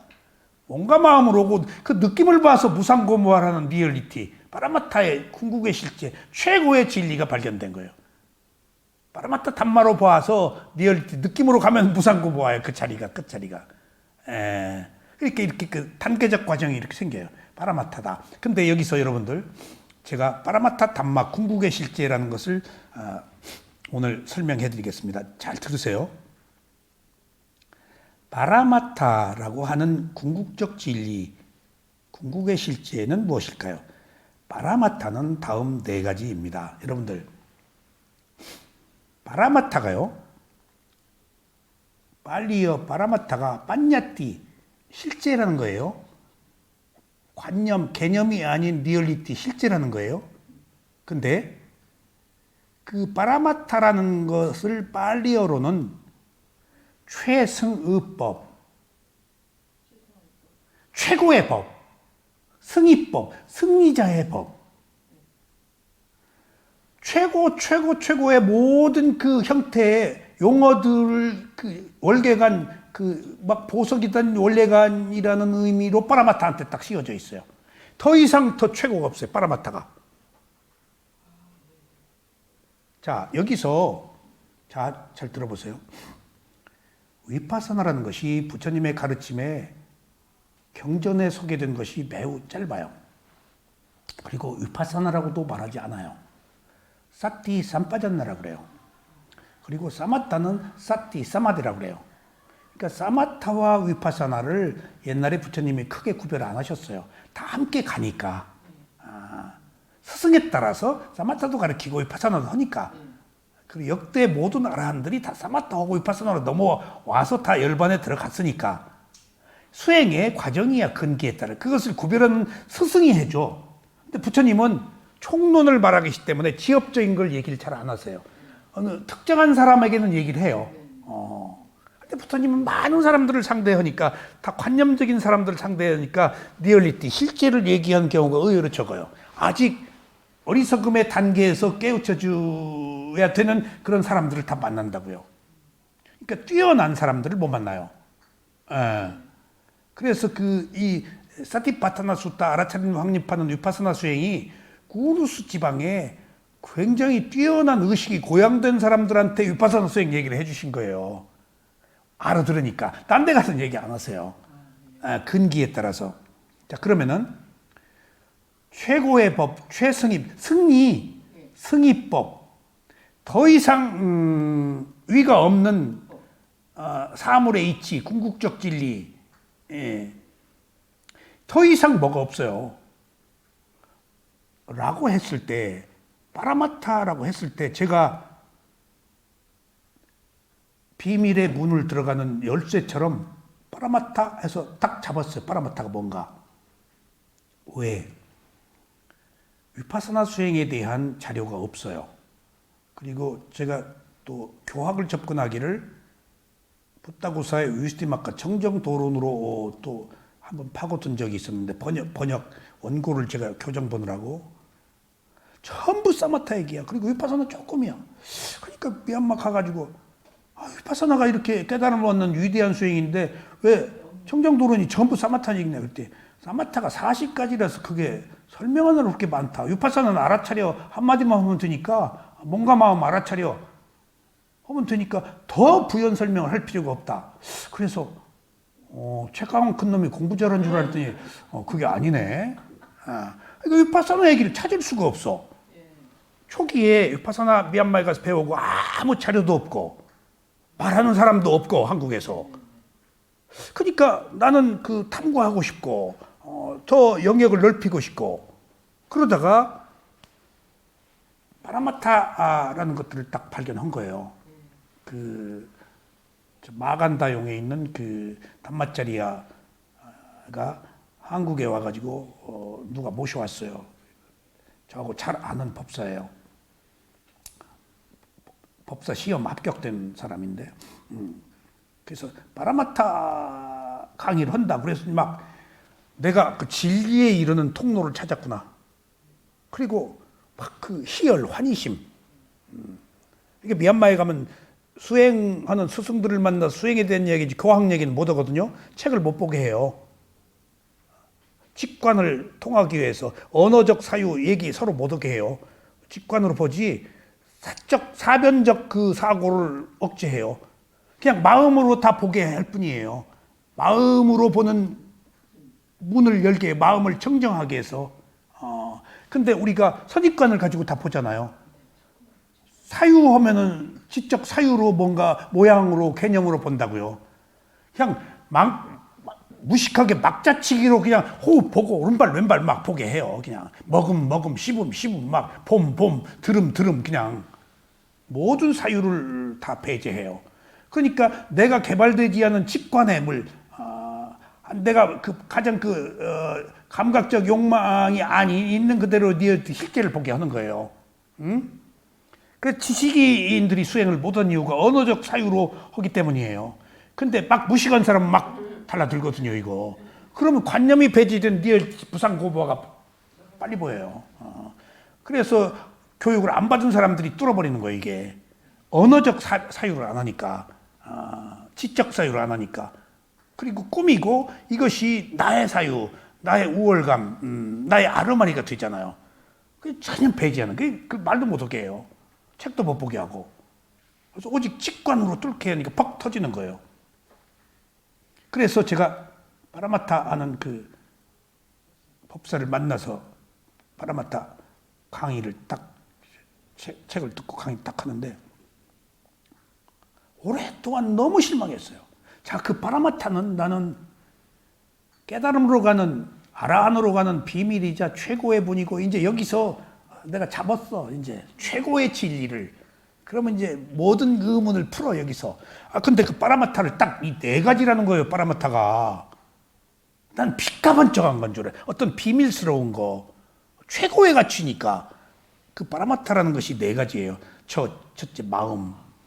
이때 찌있다예요. 마음. 마음은 찌있다, 마노, 위냐나 세 개로 나누는데 상황에 따라 찌있다는 마음과 마음의 차이. 찌있다가 여러 가지 색깔이라는 의미가 있어요. 우리가 마음이 색깔 그리잖아요.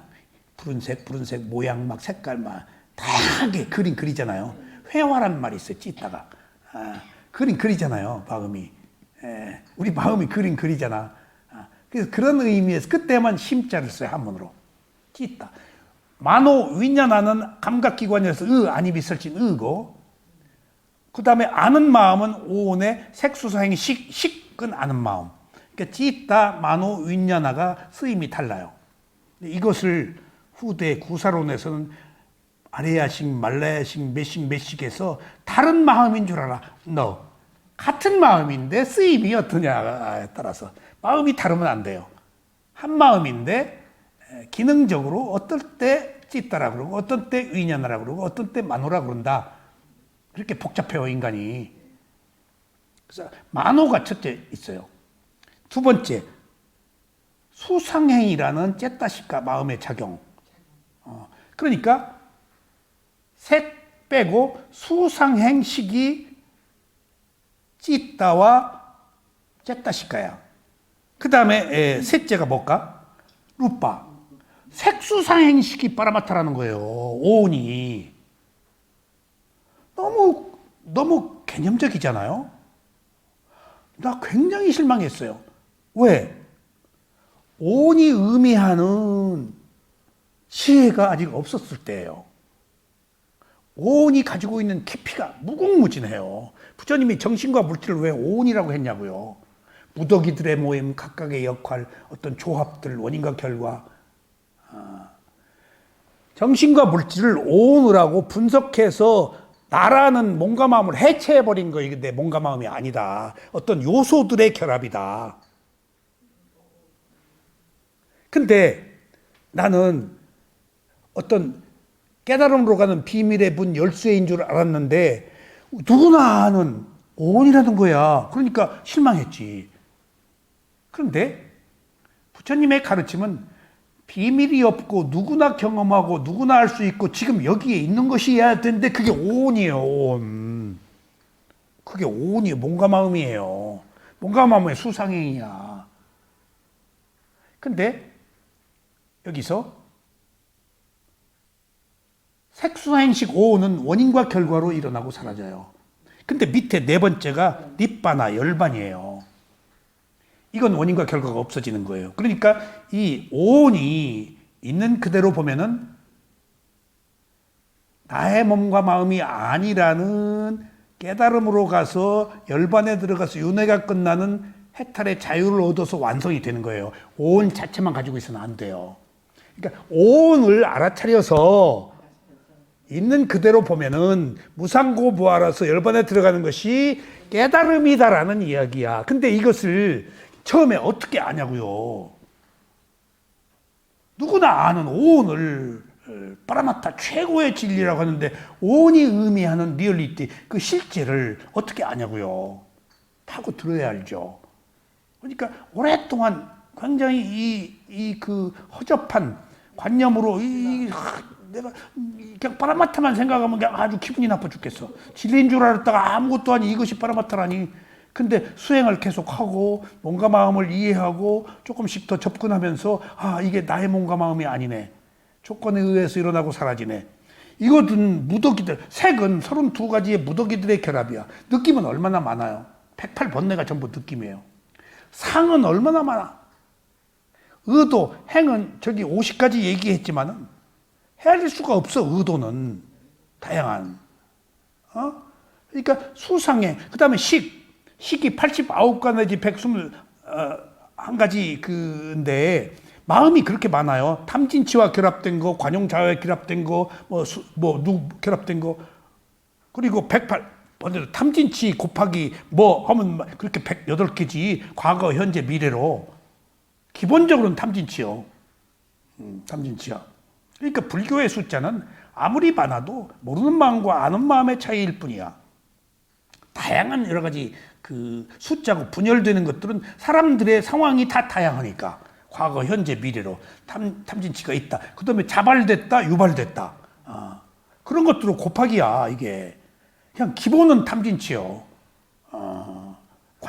선하면은 관용차의 지혜고 선하지 않으면 탐진치. 아는 마음 모르는 마음이 이 두 가지밖에 없어요. 큰 거 아니야.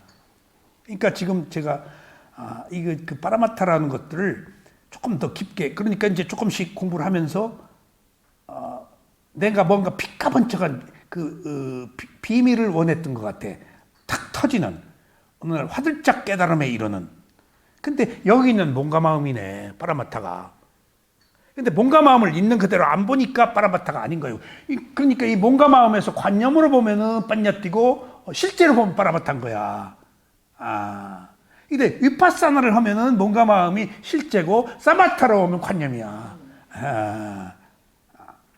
그러니까 이 사마타로 하면은 열반에 못 들어가. 위파사나로 할 때 몸과 마음이 조건에 의해서 있는 그대로 볼 때 하나의 현상이야. 그러니까 오온이라는 게 무더기 온자잖아. 몸이 아니고 여러 가지 32가지의 장기들이 모여서 몸이지, 자동차가 3만 가지의 부속이 모여서 자동차지, 엔진이 자동차냐, 와이퍼가 자동차냐, 타이어가 자동차냐, 부속들의 결합이라는 것이 무더기야. 근데 그걸 내 몸이라고 생각하잖아. 부속들의 결합을. 어느 것 하나가 빠지면 몸에 기능이 없어지는데, 근데 관념으로 내 몸 해버리면 내가 관장하고 내 마음대로 할 수 있는 것이라는 얘기야. 우리는 내 몸 하면 내 마음대로 하잖아. 근데 부처님은 그게 부속들이다. 무더기들의 모임이다. 그러니까 엔진이 그 자동차요, 뭐 타이어가 자동차요. 제가 이런 질문을 스승한테 했을 때 스승이 저한테 질문한 게 있어요. 자동차에서 제일 중요한 게 뭐냐고 묻더라고요. 자동차에 제일 중요한 게 뭐죠? 엔진? 나도 엔진이라고 그랬어요. 그 관념이야. 제일 중요한 게 없어. 다 중요하다라고 해야 돼. 바퀴 없으면 엔진이 필요 없죠. 와이퍼 없으면 비 올 때 운행을 못해. 와이퍼 고장나면. 그런 적이 있었어. 지방여행 가다. 비 막 내리는데 운전 못 하겠더라고. 와이퍼가 없으니까. 그래서 닦고, 조금 문 열고 비 맞고 닦고, 한쪽에서 닦고, 별하별 밤에 쇼를 했어요. 근데 나한테 질문한 사람이 빤냐띠에 대한 질문을 빤냐띠로 대답하고 내가 웃었어. 거기서 또 내가 얻을 수 있는 지혜가 있었어. 자동차가 뭘 중요하냐? 그래서 내가 엔진이요. 그랬더니 아니다. 뭐예요? 그때 브레이크다. 그러더라고. 정지하는 게 중요한 거예요. 정지. 안 정지하면 사고 나잖아. 원래 가려고 만드는 건데 정지는. 그러니까 정지라는 거 제어. 우리가 가는 것만 생각하지 멈추는 건 우리가 생각을 안 한다고. 인내하고 멈추고. 그러니까 우리가 자동차 하면 가장 중요한 게 근데 스승이 어차피 그런 엔진으로 태어났어. 근데 정신세계에서 우리가 추구해야 되는 것은 브레이크야. 브레이크 밟는 거야. 금방 죽어. 브레이크 안 밟으면 충돌이 일어나고. 그러니까 거기서 브레이크다. 이 얘기가 또 관념 속에서 또 다른 내가 진실을 얻었어요. 가는 것과 정지하는 것이 다 중요한 것이구나. 그래서 그 스승한테 내가 또 그런 질문을 했어요. 인간이 태어나서 인간으로 태어날 확률은 몇 프로예요? 질문하면서 아차 싶었어요. 제가 큰 실수를 한 거예요. 퍼센테이지, 프로테이지 이것은 관념이요. 999가 있고 하나도 그 가능성도 하나의 가능성이에요. 그 하나의 가능성을 무시할 수 없잖아요. 근데 어떻게 몇 프로냐고 묻는 거예요. 한 인간의 삶을. 그러니까 질문하면서 확률을 내가 물었다고. 내가 실수했구나. 이런 질문하면 안 되는데. 더 재밌는 게 있죠. 그 스승이 50%라고 그래서 내가 속으로 죄송합니다. 스승이 실수한 거예요. 50%라고 말하면 안 돼. 업대로 태어난다고 그래야지. 업대로 태어난다. 죽을 때 마음이 다음 생을 결정한다라고 하든가. 그러니까 가능성은 있어. 근데 가능성은 아무 의미가 없어. 그 가능성이 아닌 경우는 어떻게 할 거야? 그러니까 이게 지금 확률 이런 것들은 이 정신세계에서 아무 의미가 없어. 여기서 증명할 수 있고 확인할 수 있고 여기서 밝혀져야 돼. 이것은 원인과 결과로. 어떤 가능성 따지면 안 돼. 물론 가능성을 따져야지. 근데 최소의 어떤 확실한 어떤 그 질서, 확신을 가지고 우리가 해야지. 가능성을 가지고 하면 그 가능성이 어우러졌을 때 어떻게 할 거예요? 그러니까 여기 수행이라는 게 얼마나 확실하고 구체적이고 실천적인 거인가가 깨달음이라고요. 깨달음의 가능성은 없는 거예요. 그 길로 분명히 가야지. 그래서 이제 제가 그 개인적인 문제이지만은 파라마타라고 했을 때 하도 파라마타라는 용어가 최승리법, 최고의 법, 진리, 궁극의 진리 하도 온갖 올개관을 쓰여놔서 빛과 번쩍한 열쇠인 줄 알았더니 오온이야. 그 다음에 열반이야. 그것을 이해하는데 오래 걸렸어요. 미얀마 왔다 갔다 하면서 얼마 정도 지혜가 났다 하더라도 이 그 파라마타를 이해하는 것들이 굉장히 힘들어요. 관념 속에 살아가지고. 그러니까 이 첫째, 둘째, 셋째 그 오는 원인과 결과예요. 근데 열반은 원인과 결과가 아닌 원인과 결과 끊어진 마음 이게 붓다의 마음이에요. 그래서 네 가지 마음이 있을 때 선심, 불선심, 과보심 있지 원인과 결과가 있는 마음인데 단지 작용만 하는 마음, 열반의 마음, 끼리야 찢다, 아라한의 마음 이게 네 번째 열반이에요. 부처님은 원인과 결과가 끊어진 분이야. 옳다 그르다를 안 한 분이야. 하나의 현상으로 연속적으로 진행되는 과정만 있어. 그러니까 옳고 그름이 없어 부처님은. 그래서 그랬어. 볼 틀 뿐이야. 그러니까 이것이 우리가 평정심을 얻는다는 거예요. 지혜에 걸리지 않는다는 거예요. 지금 옳다 그러다 내가 내려서 내가 내린 결론에 걸리잖아요. 죽일 놈, 살릴 놈, 좋은 놈. 왜 좋은 놈이 움켜쥐고 싫은 놈이 배척해야 되냐고. 왜 내가 싫은 놈을 만드냐고. 좋은 것 때문에. 그것들이 우리를 괴롭히는 원인과 결과라고요. 그래서 그런 의미에서 사실은 제가 좀 더 깊게 지혜를 놓고 보니까 원인과 결과가 끊어진 것과 원인과 결과가 있는 것. 몸과 마음을 구체적으로 이해해서 무상고무와의 지혜를 몸과 마음에서만 얻을 수가 있어요. 그것들은 무더기로 결합되어 있다. 오온이니까. 낱낱이 그것은 나의 것이라고 할 수가 없다. 자동차 3만 가지가 모여서 자동차지 어느 걸 자동차로 하냐. 몸도 여러 가지 부속이, 느낌도, 상도, 의도도. 근데 그것을 어느 의도, 어느 느낌, 어느 그 몸이라고 특정할 수가 없으니까 몸과 마음이 없는 거예요. 하나의 무더기들의 결합일 뿐이지. 이게 리얼리티, 실제예요. 그걸 파라마타라고 그래요. 실제를. 그러니까 우리는 관념의 세계에서 실제를 본다. 그러니까 느낌으로 봐야 돼요. 느낌으로. 실제를 보기 위해서 하나의 대상으로 봐야 돼요. 땀마. 그래서 법이 있는 거예요. 법이 대상이에요. 대상으로 삼아야 돼요. 그렇지 않으면 착 가서 옳다 그러다 해버려. 대상으로 삼으면 옳다 그러다 안 해.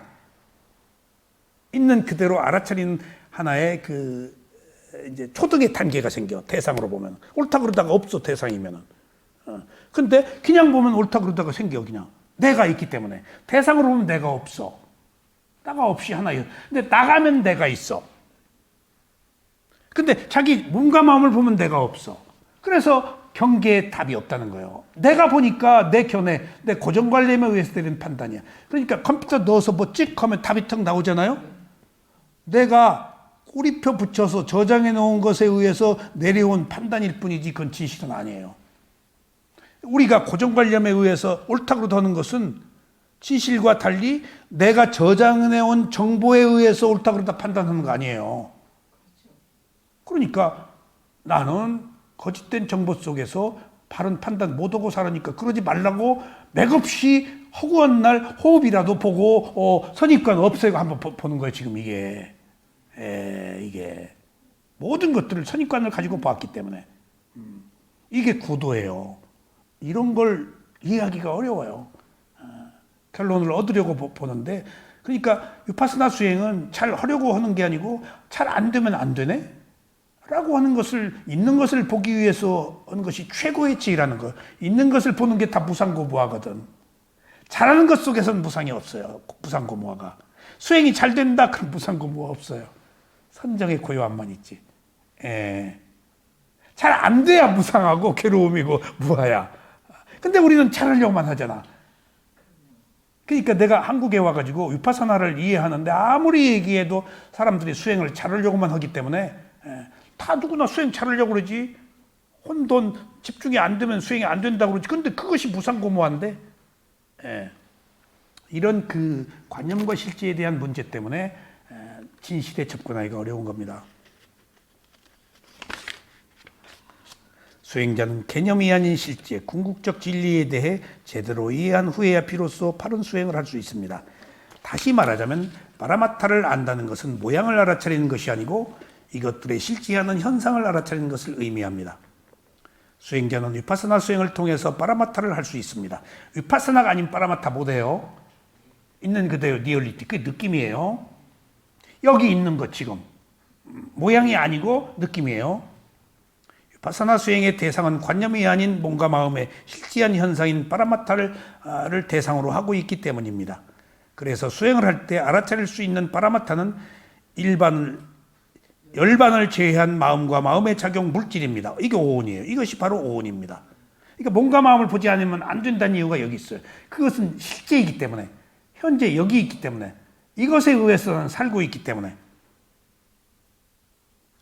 바사나 수행이 깨달음으로 가는 유일한 길은 오온을 파라마타로 알아차리는 수행이기 때문입니다. 이렇게 오온을 성품으로 알아차릴 때 무상과 코와 무아를 통찰하고 집착에서 벗어나 깨달음에 이를 수 있습니다. 오온을 느낌으로 봐야 무상고 무아가 있다는 거예요. 모양이 아닌 밖에 있는 것은 무상고 무아를 못 봐요. 낙엽이 떨어지는 거 감상이에요. 어머니 돌아가는 거 있는 그대로의 무상이 아니고 내 슬픔이에요. 진실을 못 봐요.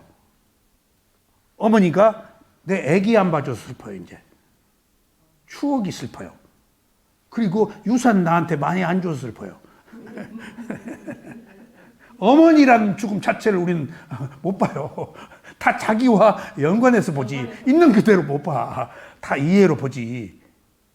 세상에 다 모든 행위가 자기 중심으로. 근데 위파사나에서는 그런 선입관 나 없이 그냥 있는 그대로 놓고 보는 거예요. 이게 맥 없이 단순하게 봐야 돼. 거기 있어서 봐야 되고. 그러니까 이게 조건이 성숙된 사람이 아니면 어렵다는 거예요. 선업에 공덕이 있어야 욕망 없이 그냥 한번 본다는. 그러니까 괴로움 없으면 안 된다는 게 위파사나예요. 맥 없이 단순하게 이걸 할 이유가 없어. 선업에 공덕을 쌓아서 이쪽에 가치관을 두었든가 괴로움이 있든가 두 가지 중에 하나예요. 두 가지가 다 있는 사람도 있고. 부처님 같은 경우는 최고로 괴로움이 없어. 근데도 선업에 공덕이 있어서 지금 갖고 나머지는 다 괴로워야 이거 해. 그러니까 선업에 공덕이 있거나 괴로운 거나 똑같은 거예요. 똑같아. 가는 길은 똑같아요. 똑같아요.